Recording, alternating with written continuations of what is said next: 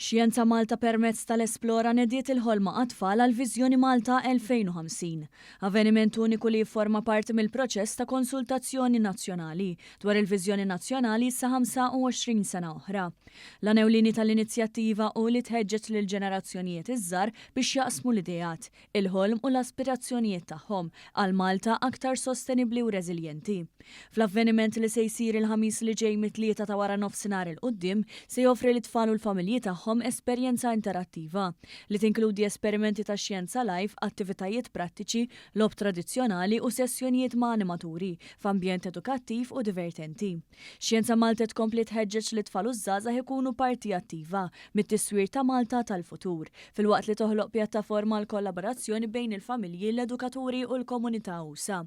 Is-Segretarju Parlamentari għaż-żgħażagħ ir-riċerka u l-innovazzjoni Kita Zoppardi-Tanti saħaq li l-proċess tal-Viżjoni Malta 2050 mhuwiex komplut mingħajr l-ħna taż-żgħażagħ.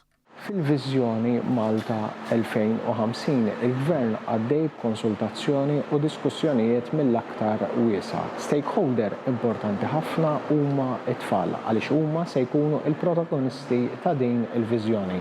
Għaldaqstant aħna passejna biex nhar il-ħamis li ġej hawnhekk ġewwa l-Esplora ikollna sett ta' attivitajiet sabiex it-tfal jiġu hawnhekk jgħidu tagħhom ukoll f'din il-viżjoni. Fl-aħħar mill-aħħar aħna ngħidu li l-futur irid jinkiteb millum. Marjan Kawki li hi Senior Director fl-Esplora qalet li dan l-avveniment se jippermetti li tfal jesploraw, jistaqsu u joħolmu dwar Malta li jixtiequ jgħixu fiha. Minnaħa tagħha l-President Emeritu Mary Louise Colejro Preka żiedet kif it-tfal mhumiex biss il-mexxejja ta' għada, iżda wkoll ċittadini attivi.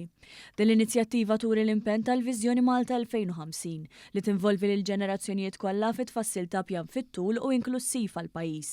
Il-familji, l-edukaturi u t-tfal huma mistiedna jissieħbu f'dan l-avveniment uniku li jaqgħad ix-xjenza, il-kreattività u l-ispirazzjoni għall-futur ta' Malta.